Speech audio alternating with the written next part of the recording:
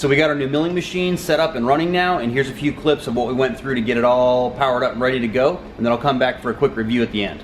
Okay, so today we're going to get started with our new cutting machine. I'm going to get this thing all set up. For the most part, it's all plugged in here and ready to go. All the connections are plugged in, and we're going to run it from this laptop. And this is the machine we're going to use to turn this stack of plastic into our body and frame parts. So this is a 3-axis CNC cutting mill, and the way it works is you've got this big motor here, and it has a cooling jacket around it also that we're going to pump water through eventually with these hoses. But there's a big motor inside there, and it runs the end mill, the cutting bit, at high speed, and then we run that around the plastic material to cut out whatever shapes you need. So this is the first time we're going to power it up. We're going to actually get it up and running today, hopefully. The machine works from this controller box, and the computer just sends signals to it. It's actually a parallel port back there, but we have this parallel to USB adapter. So this controller box positions the 3 positioning motors, and it also controls the speed of the spindle on the back of it. So you've got 3 motors that control everything. This is the up-down position of the spindle, so as it lowers down into the cutting material and drives around in it, it can, can do contours up and down, or we can just lower it to make simple cuts like we're planning on doing for this project. And then you've got, this is the positioner that's the side to side, and it turns this little ball screw down inside here. You can't really see it turning, but it's moving it moves the head real slow. And then over here you have the front and back position for the gantry. And they gave us this pump to pump the water, and we've been staring at this thing for a little while, and we can't figure out what the in and the out is, so that's going to be interesting the first time we turn it on. So they didn't give us a whole lot of tubing to run with. We've got the tubing that comes off the top of the motor spindle, and then it routes down through this guide, and then it comes out the side here. And you can see this is about what we have of it, and it's almost long enough. If you had a reservoir of water right next to the machine, it would be just fine, but we want to route it over the side. And we've got this little tank of water down here that we're going to use to pump the water through as our little reservoir here.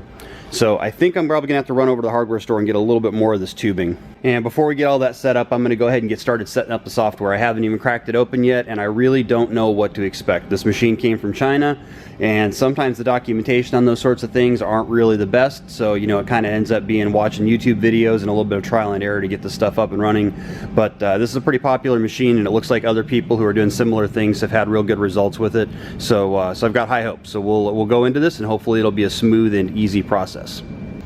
So this is the disc that came with the cutter. It was a burned CDR with a number written on it. So not sure if that inspires confidence or not, but yeah, we'll give it a shot. Can anyone translate this for me? Do you want this program to make changes to your computer? Honestly, I'm not sure, but I'm gonna go for it. All right, looks like we're on our way here. CNC USB motion controller. Okay, so this software looks fairly straightforward. I'll probably regret saying that later on. So I think it's just going to be a matter of some trial and error to get this thing up and running. So I think my next step, now that the software installed, it looks like it installed just fine, is I'm going to run over to the hardware store. It's kind of early in the morning right now, so the hardware store just opened up. So I'm going to run down there, I'm going to grab some, I'm going to take a little snip of this tubing with me, and I'm going to go find some more of this stuff. And we'll get our water pump all rigged up. I'm going to bolt the water pump to the side of the desk down here. We're just going to screw it onto the side of the desk. Park Rose Hardware, it's our favorite hardware store. They've got everything in here. Make sure you don't film other people, because they might be offended getting filmed. They might. Everything, and the kitchen sink and toilet seats. Oh, this looks like the place right here. I told you they'd have the right tubing. Which size do we need? We want the same size we already got. That looks like a match, right? I think that's exactly the stuff. That's exactly the stuff, huh? So how much do we get? I don't know.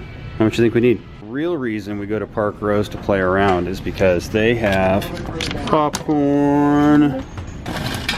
We're gonna run out of hands to hold all these popcorns. We're gonna get one for Parker too. Yeah. How's it taste, Mr. Taster? That's worth coming in for. All right. So this is one of those places you can just come and hang around all day long and just touch everything. Like for example, I didn't know that I needed colored braided line until just now. I don't know what I would use it on. We better get back there and get to work, huh? Yeah. Enough screwing around. Let's go. At first I couldn't feel any suction at all, but once I got the pump primed up a little bit, it was pretty obvious what direction I was supposed to go here. Once I got it primed, it pumped just fine, and it moves a fair amount of water too, so I think it'll probably do a fine job. There we go. There we go. It's not going anywhere. I want to make sure this thing's not leaking. That's one of my concerns here. Playing with water and electricity close together is usually a bad idea.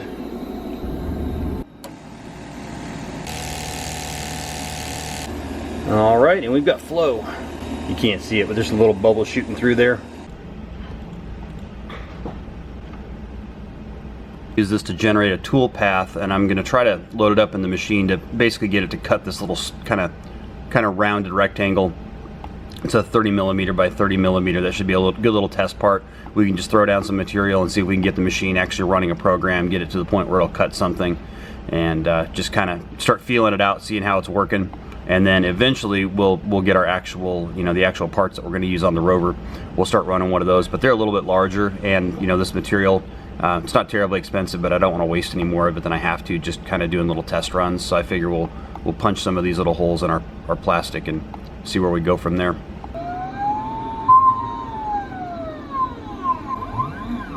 We just put some grease on the lead screws. They were running kind of rough, so we're going to run the grease back and forth a little bit and see if that smooths it out. But you can hear that something skips in there because it hits the end and it's like, oh, yeah. Did it right there too, and it's at a high speed, but I can't tell where it's at. Hold on, let me try it again.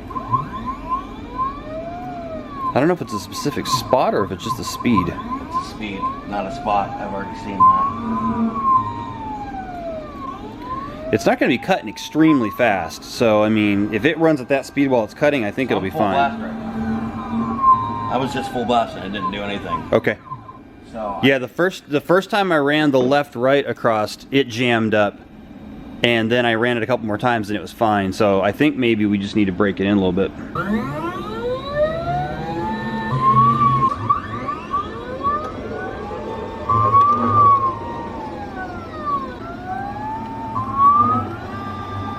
So it's going full on, 100%. Well, not 100%, 100% at the speed.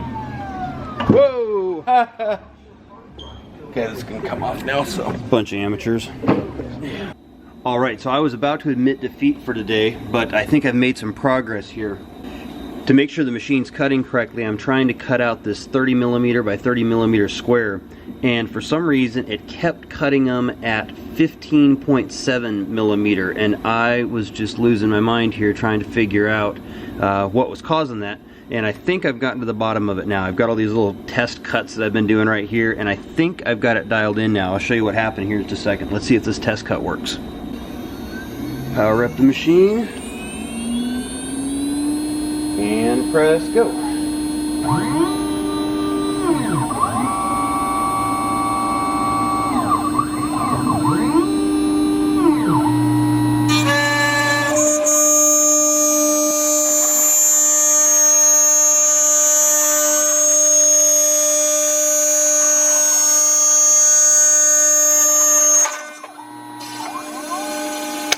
Almost did it.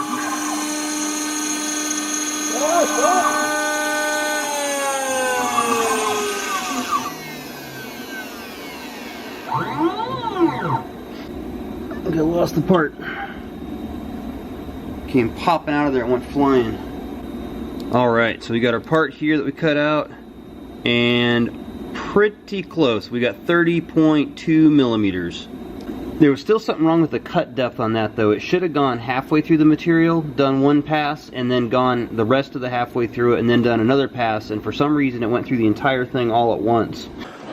So the problem I was running into is this steps per unit, and this thing defaulted to 200, and this is the software that came with the cutter.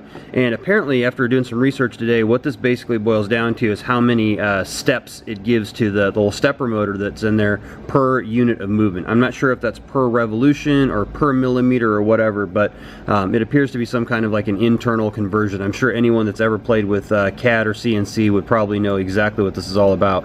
But I kind of found it by digging around on the internet today.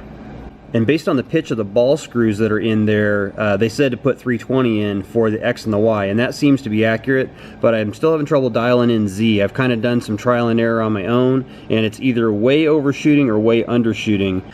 And this is the G code. This is the commands that actually go into the cutter, that actually drive it around from position to position. And the first one, this G1Z, that's the Z height, which is the up and down, and it tells it to plunge into the material 1.6 millimeters, and then it does the pass, and then when it completes the pass, it tells it to go to 3.3 millimeters, which goes through the rest of the way.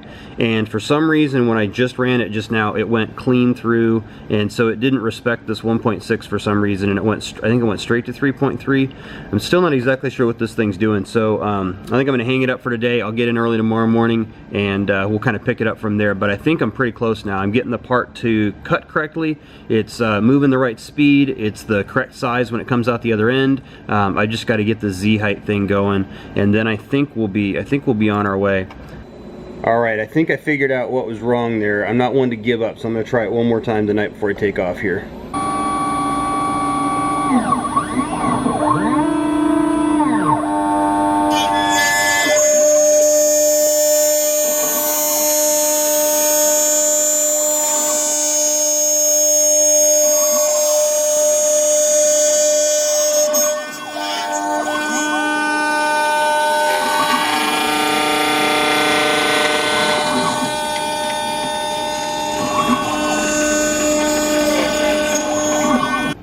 30.11.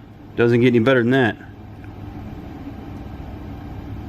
Outstanding. That's exactly what we wanted to see. That's success right there. So I got the corner radius exactly the way I wanted it. This is a part that I created in SolidWorks in a few minutes earlier today. And yeah, so we've actually got one cut out of plastic now. So now that this part is cutting with the correct dimensions, I should be able to scale this to any size, and the machine hopefully will remain dialed in. I don't see any reason why it wouldn't when we change the size of it. Okay, so I've got another little part here to test. I've got a few different features. When it gets done, it should actually have sharp corners here. It should be rounded up at the top. There should be a slot in it, and there's a 4mm hole and a 3mm hole. So we'll cut it out and see if all the measurements match.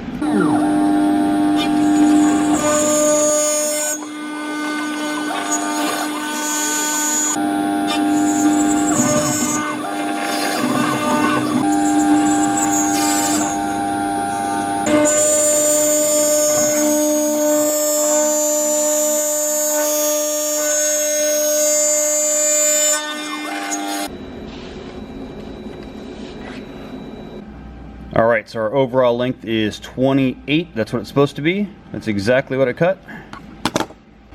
This height should be 18. Pretty close. And then we should have a 3mm hole, a 4mm hole, which is, yep, right there. And then this slot should be 3mm wide. So it did sharp corners on these 3 corners like it's supposed to. It rounded those corners, so it's making all the shapes like it's supposed to. So I feel pretty good about it, and it kept the dimensions correct from the longer side and the more narrow side. So that tells me I've got it pretty well dialed in. So now I'll panelize up these wing parts, and we'll start cutting these out. This is a pretty simple shape, and it seems like that would probably be a good thing for it to start working on. The top piece and the bottom piece are a little more complex, so I figure that we'll go ahead and start off on the wings, something really simple, and take it from there. It looks like it's going to work just fine though. So now that we've had a couple days to play with this, I've got kind of a quick review of my overall impressions of the machine. This is one of those, they call it a 60/40 machine. You can find them on eBay. They are, there's lots of different configurations you can get from a lot of different sellers. Some of them come with different controller boxes. Some of them are bigger, smaller, but from what I can gather, they're all pretty much the same machine. This particular machine was about $1,300, and it's got a big enough cutting area to accommodate the type of work that we're going to do on it. You can actually get the exact same machine about half the size, and you can also get it quite a bit bigger. It's pretty much just sending the coordinates to the stepper motors, so it doesn't really matter how big the table is. It's all the same kind of controls. It doesn't really matter where it sends the cutter, you know, on the table size. So the controls and the kind of the back end of it is all the same, but it's just, you know, you get a different size table depending on what you need to be cutting out. On this one, we didn't get the 4th axis. The 4th axis allows you to actually rotate your part, and we don't see a lot of need for that for what we're going to do in the near future. And from what I gathered by watching other YouTube videos, it looked like that was kind of hit and miss on whether it really worked that well in the first place. So we skipped that, but it's a basic 3-axis. So that means it can do flat shapes cutting out of like plastic like we do right here, but it can also control the height up and down. So if you needed something to like cut a contour or whatever, or something that had like kind of like a wave to it or whatever, the head can go up and down as it cuts. So you can do some, you know, some basic shapes that way. From the time we took it out of the crate, it took us probably maybe 2 hours to have everything bolted together, and it went together pretty easy. All the connections connect to the back of the box here. They're labeled, so you almost can't get it wrong if you just pay attention to the cable connections there. There's a water cooling jacket on the motor, so you have to plumb up some tubing to it, and so we did that. It came with a little pump, a little water pump that we bolted on the side of the desk down there. And that seems to work just fine. I've been running my little test shapes without the water running, and just to test and see if the motor feels like it's getting warm at all, and then I'll turn the water on at the end and just feel the tubes and just feel if they're warm at all. And I haven't sensed any heat from it at all. So, you know, as far as I know, it looks like it runs fairly cool, but I've been doing short little jobs. When we run, you know, a whole panel of them where we're having it cut for, you know, some period of time, then of course we'll run the water for that just to be safe. So as we got started, we ran into a few issues, and none of them were really big problems. It was just the fact that I don't know what I'm doing with this. And I was mostly going off of YouTube videos that I'd watched from other people setting these up. First of all, the instructions are pretty much, they're terrible. They're all in, they are in English, but they're translated using like an auto translator from Chinese. And so when it comes across, you can you almost can't even tell what they're talking about. And the menus that they would show in the documentation, they had the Chinese version of the menus with the English subtitles down below them. So it was really hard to match up, you know, what they were actually looking at on their screen, because, you know, I can't read any of it. But by watching other YouTube videos that were out there and just doing some trial and error, I was able to pretty much figure it out without having to follow the instructions too closely. The first big problem I ran into that I didn't really plan on was it came with software, and I knew the software was going to be, you know, kind of minimal. And so I was kind of expecting that, but the process of taking my design from SolidWorks and getting it in a format that I can send to the machine, that involved a few more steps than I realized it was going to. I just assumed that pretty much any software can import a SolidWorks file. It's a simple cut path, so I figured it would be pretty easy just to, you know, create the cut path real easy. And that wasn't the case. What it turned out the best thing to do was when I saved my part out from SolidWorks, I saved it in a DXF format. Apparently that's pretty common with these sorts of machines, and a lot of interpreters can use that. So rather than doing like a STEP or an STL, which are two other common formats that you might use with a 3D printer, which I've used in the past, it was the DXF format that really got us going here. So anyway, you need to take these lines that represent the shape of your part, and you need to somehow turn that into a set of instructions that are going to go to the tool, and it's going to generate a cut path. So basically you need to tell that bit to, you know, drive here and curve here, and, you know, what order should it cut the holes out first, then cut the outline, or cut the outline then the holes. And so there's actually quite a bit to it, you know, to try to tell every movement that the machine's going to make as it's driving around in there. And so the trick is going from that DXF file to a G-code file, which is what's actually going to be sent over to the machine for it to run. And it turns out there's some great tools out there to do that, but they tend to be a little bit pricey. There was a plugin that I was going to use for SolidWorks called SolidCam, Solid, something or other.